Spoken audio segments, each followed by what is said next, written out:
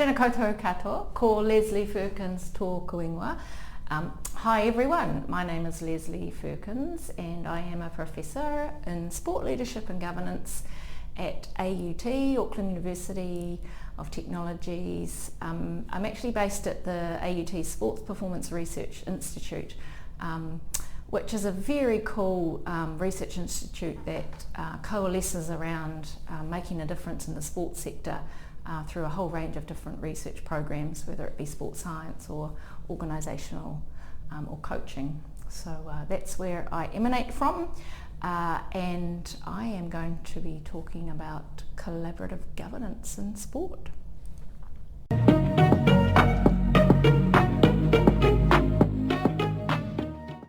Hi, I'm Mike Banicevich. Welcome to Governance Bites, and as you just heard, today I have the pleasure of spending time with Professor Lesley Ferkins. Professor, thank you very much for your time.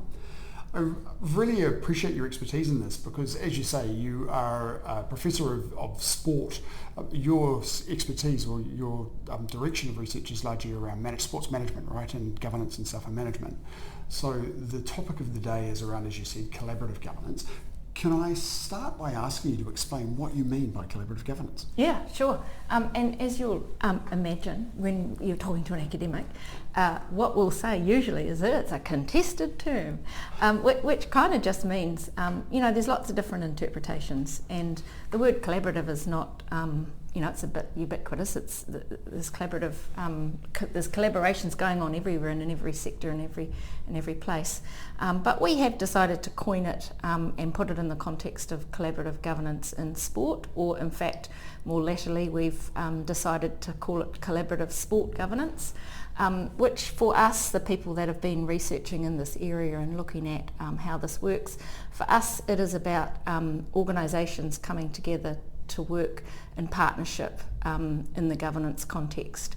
So in many of the Western sports systems around the world, we've got the federated sports structures, meaning we've got national, regional or club, or in Australia we've got national, state, regional, club. Yes. Same in the UK, same in many Western contexts. Canada's another one like that. So we've got this kind of federated system, and sport kind of reflects that, the way that sport is organised. And led in terms of the organisations reflects that. So that means, for example, tennis in New Zealand. Tennis New Zealand is the national body, but then it has 6 regional entities. Actually, it's just gone through a restructure, but let's say, for argument's sake, it's got 6 regional entities. Regional, but used to be more, and now it's we're opening up that too. And then there are a whole bunch of different clubs, 400 or 500 different clubs, but each of those are separate legal entities, yes, responsible for their own mission and vision and direction, while also working, with the system of others around them. But there's my patch, your patch. Who are you to tell us what to do?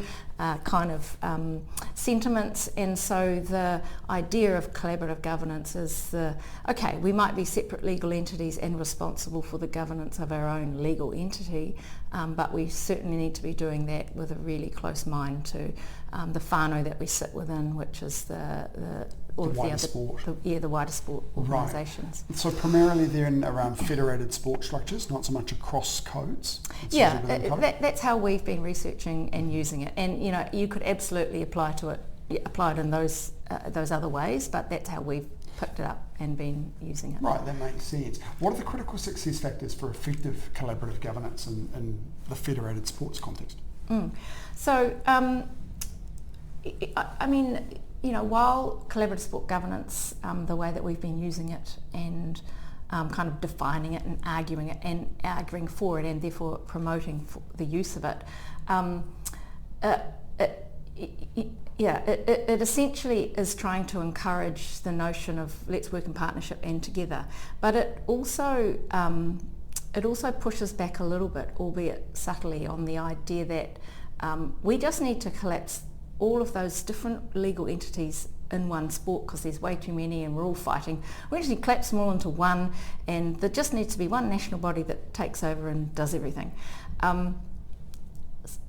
In our research, in our understanding, that might be considered utopia. it kind of doesn't reflect the reality of what we actually have. We actually have a whole bunch of committed volunteers who are working at the local level and don't want to be kind of collapsed into one entity and driven by a national agenda. They're there because they connect with the local. So the collaborative sport governance opportunity is to enable the individual legal entities to retain their own sense of identity and the social capital that sits within, i.e. the volunteer base, but to think about okay, but we can't just do that in isolation. We do sit within a family, a whānau, and in a system, and we need to think about how we formally can collaborate in our governance thinking and structures. Yeah, and that federation I think is exacerbated in New Zealand by our funding models too, because quite often the regional, the trusts that the gaming trust and so forth are very regional themselves. And if you've got a national entity trying to apply for money from a regional trust, that's not our space. Absolutely, So absolutely. Yeah. What are the most common pitfalls or challenges that you see in collaborative governance models within sport? Pitfalls and challenges. I think it's that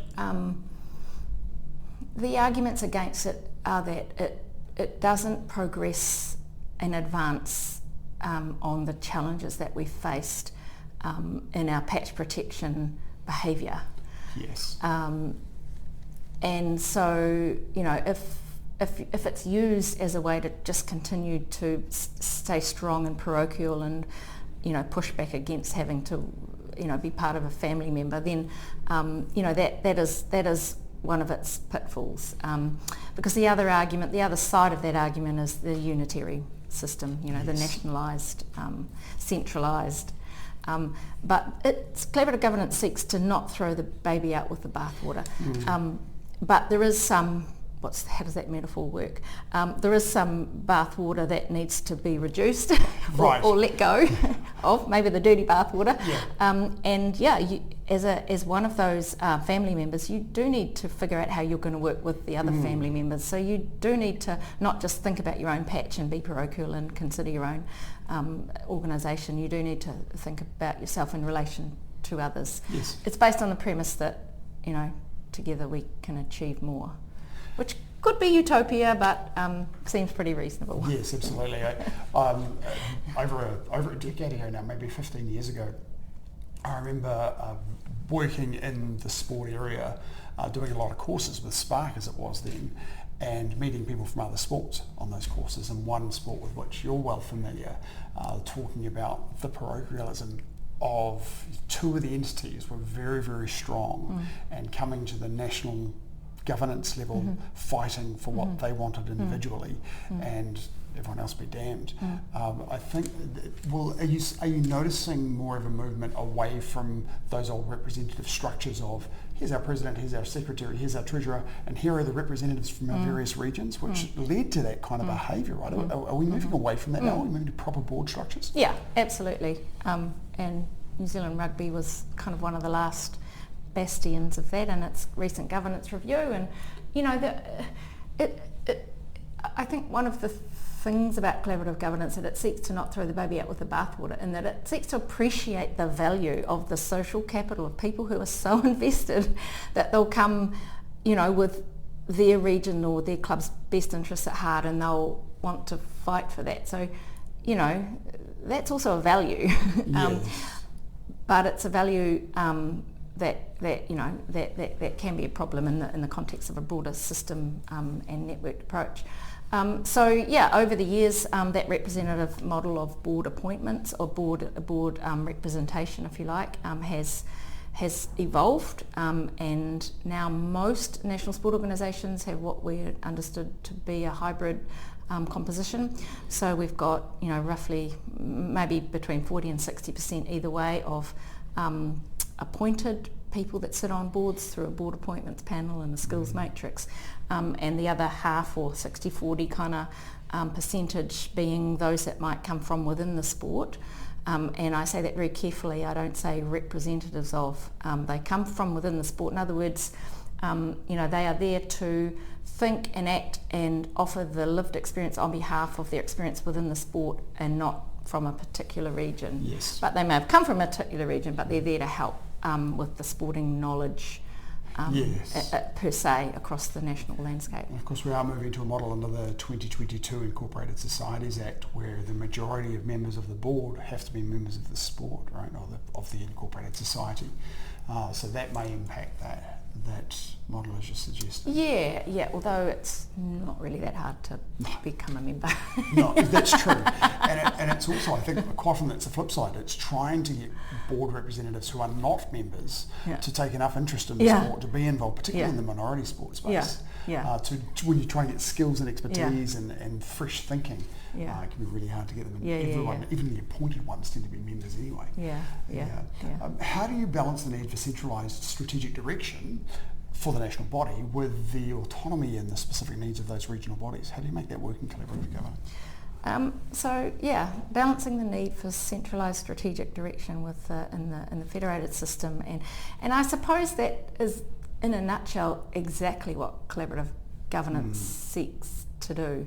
We use it in a kind of a formalised way. Governance is a formalised set of legal procedures, and we use it in a formalised sense in that collaborative governance means that your legal entity, who you are responsible for and have to think and act on behalf of and mitigate risk for, needs to work in tandem with our legal entity where we have the same directors' responsibilities.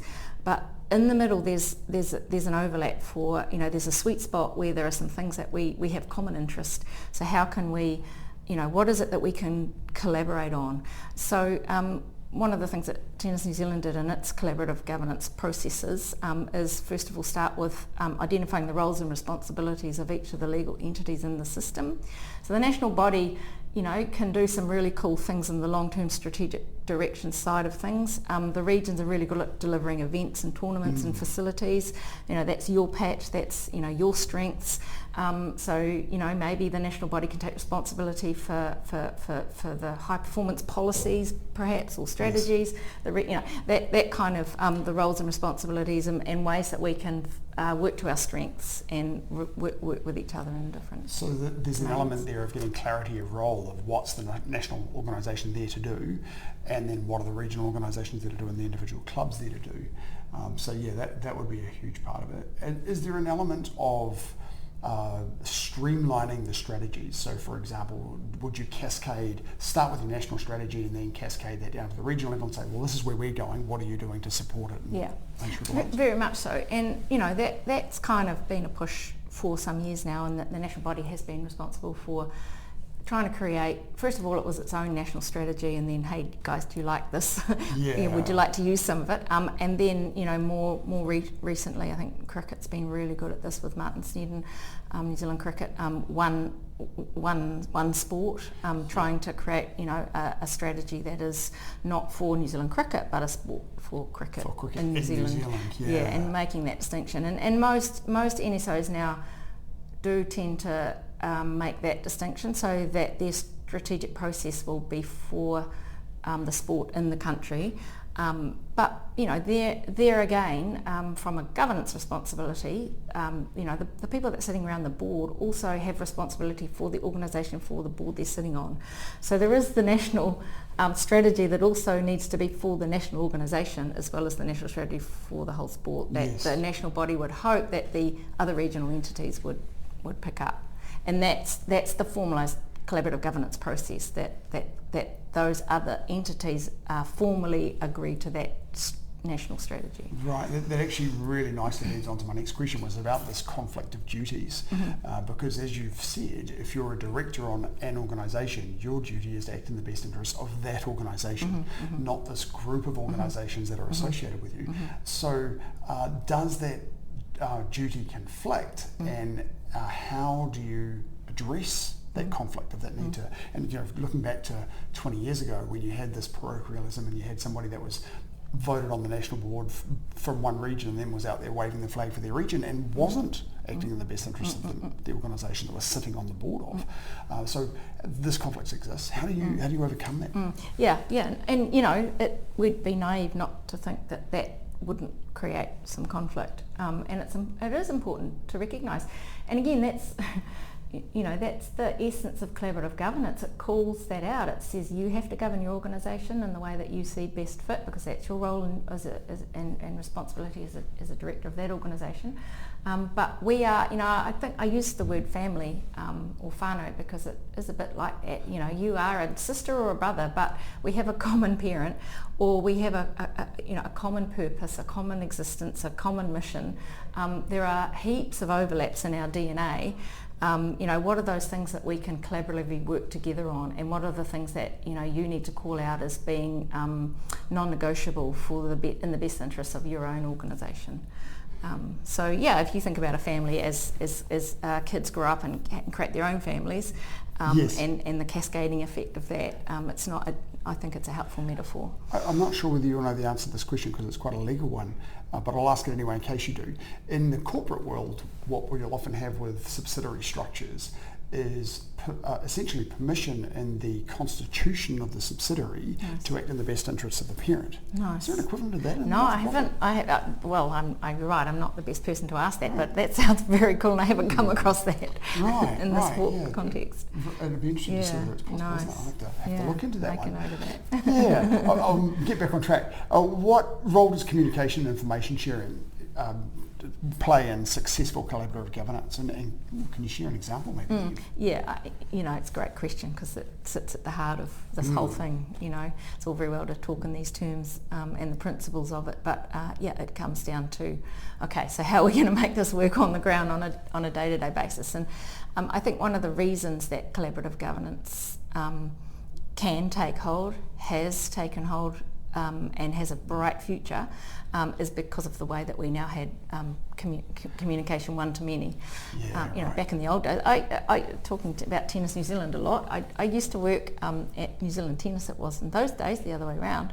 I was at age 21. I just come back from tennis scholarship in the States, and I wanted to work in my national body. I remember putting the letters to all the regional and clubs in pigeonholes.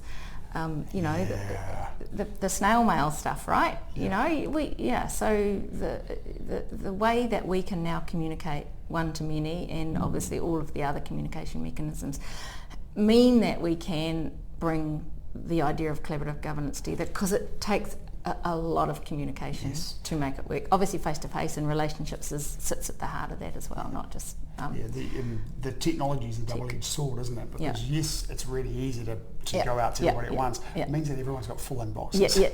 So you have to make sure you've got multiple channel communication to make that effective. And not to just rest on that point, but then to bring in the incredibly important value of the whakawhanaungatanga, the relationships that the whole thing rests on. Which we can do, but then the challenge of that is the roll through, the cycling of governance positions and people. You just build great relationships, and then people cycle through 3 to 6 years or 6 to 10 years. And is there an organisation where you've seen that communication work very well in a federated sports structure? Well, I think we all have our challenges. All of the national bodies have their challenge. My usual go-to is cricket. Right. And I mean, the reason I'm hesitating is because it's a really tough nut to crack. It really is, I know there's still challenges through the New Zealand cricket system with the sense of they didn't communicate that to us, and we didn't know about that, and we feel left out, and that still occurs. Yes. But I think the work that New Zealand cricket does in bringing its people together, to creating national governance forums, regional forums, a whole range of different ways that bring its community together to have these face-to-face hui and relationship building exercises to work through the nutty issues of its national strategy or whatever it is. And the other example I've talked about a bit, but I know Tennis New Zealand also works really hard to have these national governance forums. Got one on Friday coming up actually, and that is all about spending the time to bring your people together to help you work through what the challenges are, but also to obviously help the other part of collaborative governance is the co-design and strategy. So it's not just the national body creating the strategy; it's the co-design and the strategic process, which is part of. Interesting. You talked before about the value of technology and the one-to-many communications, but both examples that you gave are where it's done very well face-to-face. Yeah. So the personal relationships are definitely strongest, aren't they? Yeah. To what extent do issues of power imbalance hinder effective collaboration? Do you still see scenarios where you've got one or two players that are stronger than others and throw their weight around a bit too much? Yeah, very much so. So I'll give an example of some of the work we've been doing recently with golf in Australia. It's a really interesting example because we're studying the process of it moving from a federated system to dabbling in the idea of collaborative governance. And where they've got to is instead of working at the governance level to work through these nutty issues of collaboration, they've decided to go to a unitary management system. Right. So there's enormous efficiencies within the states to share their management resource and shared services at the management level, not the governance level. Right. So that you maintain the governance structures, the boards of each of the state, but you've got one management team reporting to all of those states. Correct. Oh, by the way, the CEO of that organisation. Yeah. So some of the states have bought into that, and some of them haven't. Right. I think there's a couple, the big ones that haven't. Interesting to see how that works out. Yeah, it's a really interesting example of. Your question was around power imbalances, and typically in an NSO there'll be the big regions like the Auckland region or whatever. That has a different set of needs to a smaller region.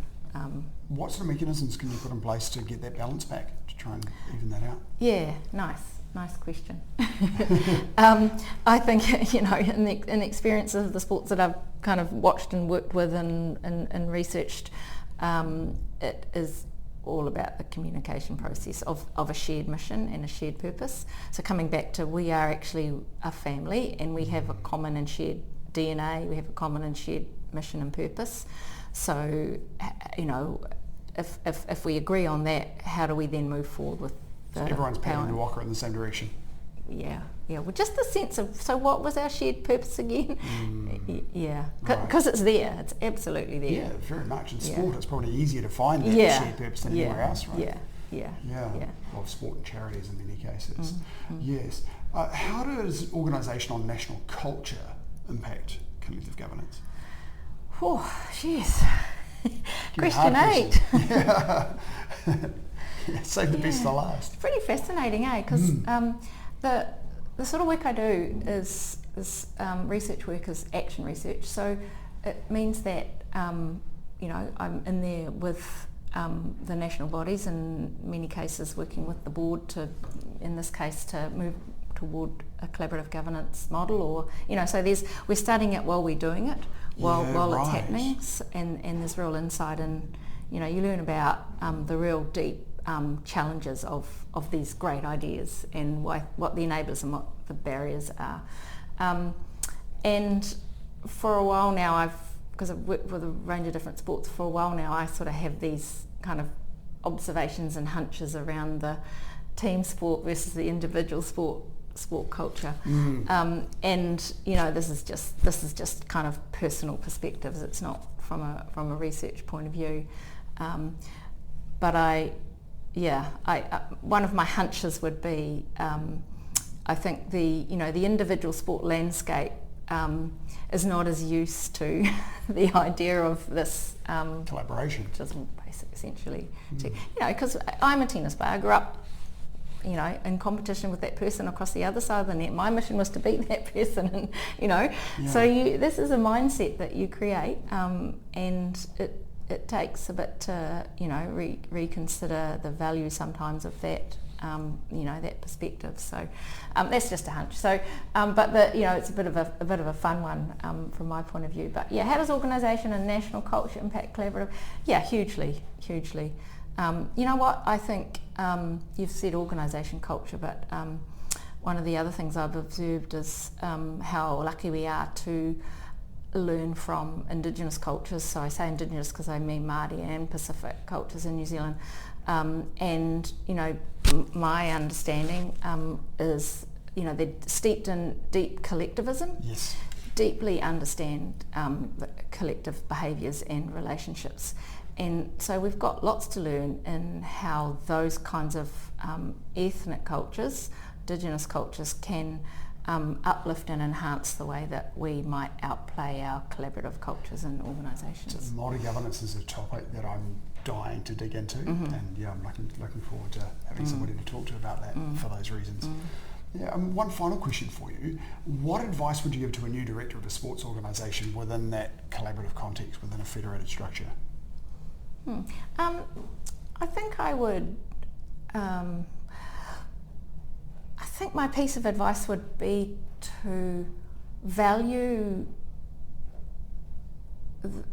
the perspective that someone might be coming from, even if it's potentially counter to the collaborative philosophy. So by that I mean what I said before, which was, you know, throwing the baby out with the bathwater. I mean, I think we're incredibly privileged to have so many committed volunteers and people wanting to give their time to sport governance, and so committed to wanting to make their organisation work.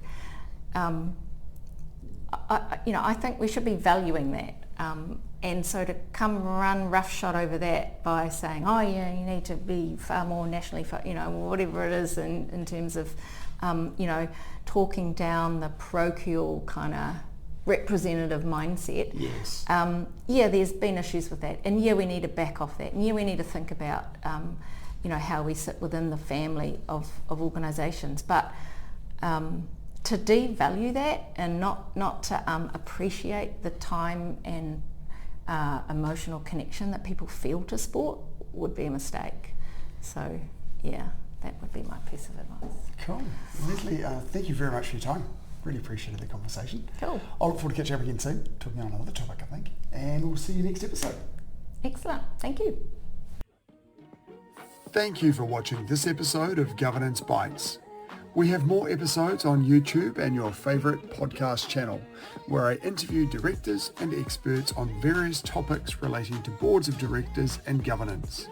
We'd love to see you back, and please like, subscribe, and share the videos and podcasts.